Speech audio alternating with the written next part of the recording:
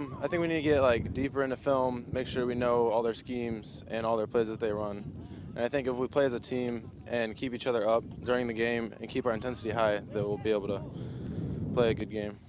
Obviously, this Homestead team, they like to do a little bit of both. They run the ball pretty well, they throw the ball pretty well. How do you kind of make them one-dimensional, and how do you maybe shut down both? I think that our D line is pretty good. So I think if we will be able to shut down the line of scrimmage and we'll be able to handle the line of scrimmage, and we will be able to count on our back five to handle their pass plays and stuff. Obviously, the two losses you guys had this year, both real tough games.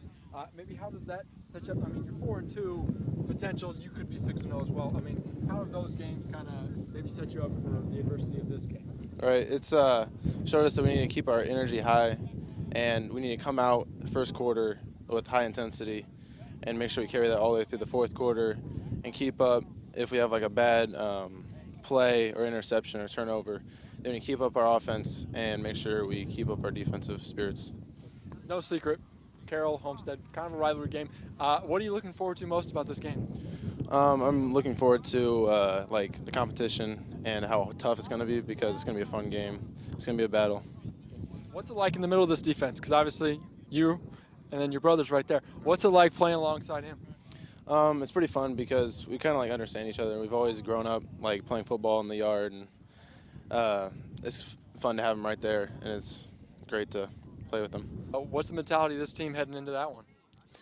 We're just focused up and ready to play. It's a rivalry week, so it's one of the most important games of the year for us, and it's just a fun atmosphere just playing a rival.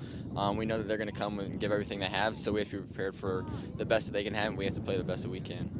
This Homestead team, obviously very well balanced, offensively, defensively. You're going to be facing the defense, obviously. Kind of what do they present challenge-wise as a defense? They got a lot of guys all over the field who can make plays and are good athletes. So we just have to just be prepared and just do everything that we were taught throughout the week, and we'll be fine. The two losses you guys had this year, both really tough ones, combined 8 points. How has that maybe playing in those close games helped you for a big game like this? We understand that there are plays that need to be made that we didn't make in both those games, so that's why we came up on the loss side of things. But and so we just understand that there are a few plays here and there that we need to make in order to be successful. They're not mathematically the SAC champs yet.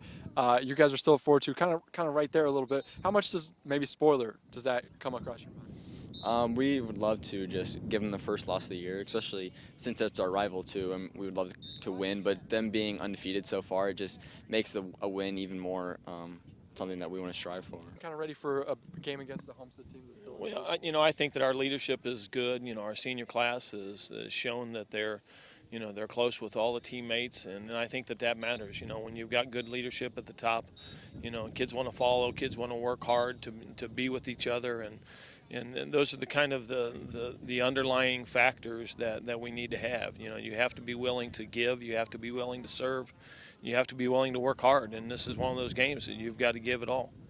The Chargers 4-2 this year, but very well. Those two losses combined 8 points. Maybe how has the adversity kind of helped this team in this moment going into a big game? There are two types of games. There's games that you win, there's games that you learn at, and we learned at those two games. One we lost by one we lost by 7, and we saw some things that we needed to fix, some things that we did well, some things that we need to improve on.